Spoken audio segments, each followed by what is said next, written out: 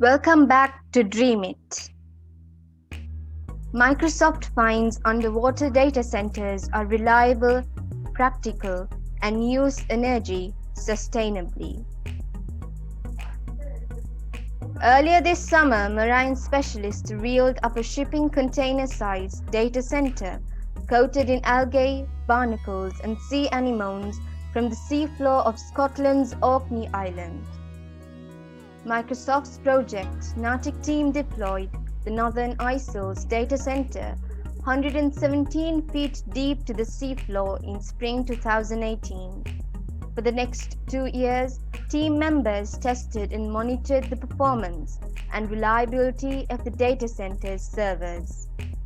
The team hypothesized that a sealed container on the ocean floor could provide ways to improve the overall reliability of data centers.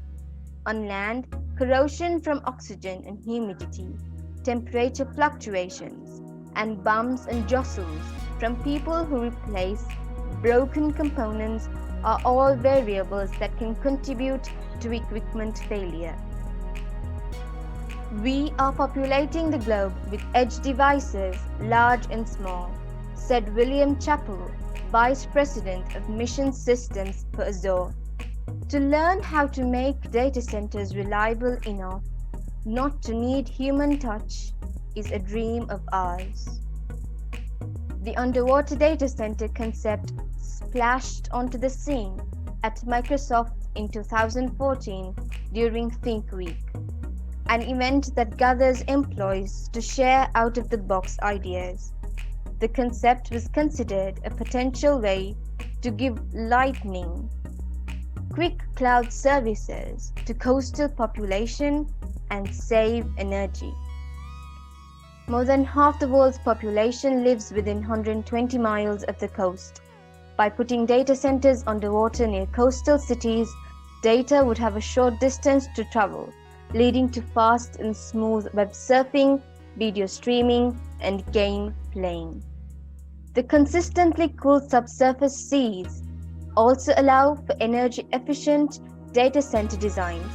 For example, they can leverage heat exchange plumbing such as that found on submarines.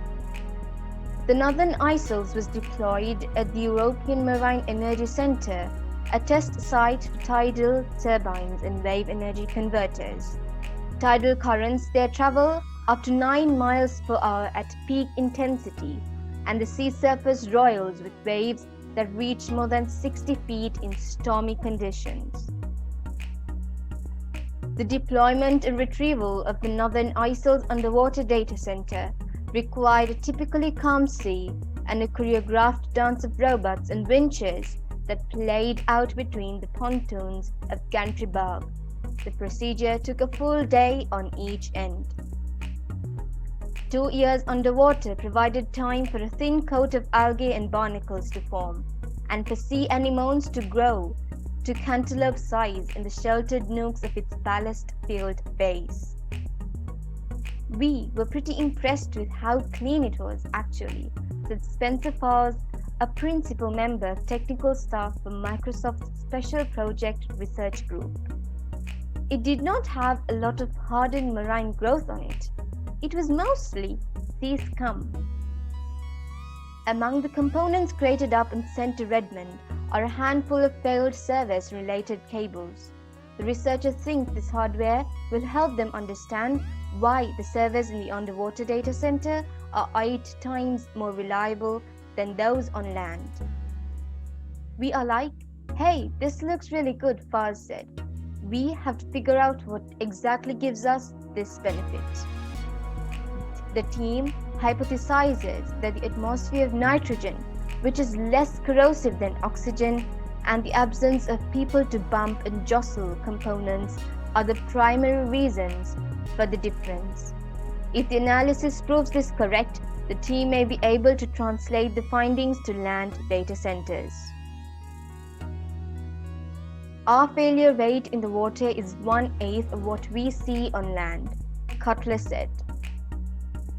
I have an economic model that says if I lose so many servers per unit of time, I'm at least at parity with land, he added, "We are considerably better than that."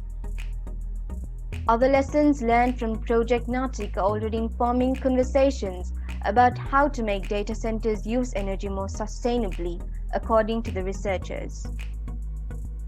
"We have been able to run really well on what most land-based data centers consider an unreliable grid," Fars said.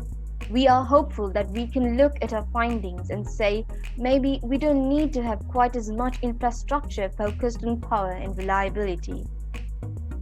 Cutler is already thinking of scenarios such as co-locating an underwater data center with an offshore wind farm.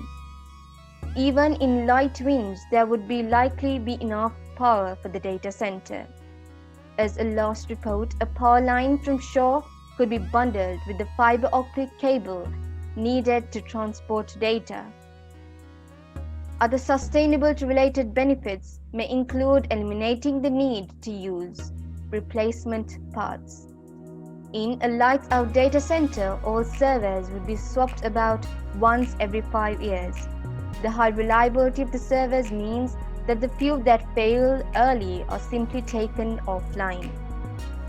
In addition, Project Natik has shown that data centers can be operated and kept cool without trapping freshwater resources that are vital to people, agriculture, and wildlife, Cutler noted.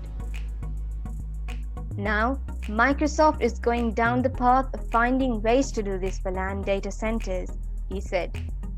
As we are moving from generic cloud computing to cloud and edge computing, we are seeing more and more need to have smaller data centers located close to customers instead of these large warehouse data centers out in the middle of nowhere, Fars said. That's one of the reasons Chappell's group in Azure is keeping an eye on the progress of Project Natik, including tests of post-quantum encryption technology that could secure data from sensitive and critical sectors. The fact that they were very quickly able to deploy it and it has worked as long as it has the level of encryption on the signals going to it combines to tell a pretty compelling vision of the future, Chappell said.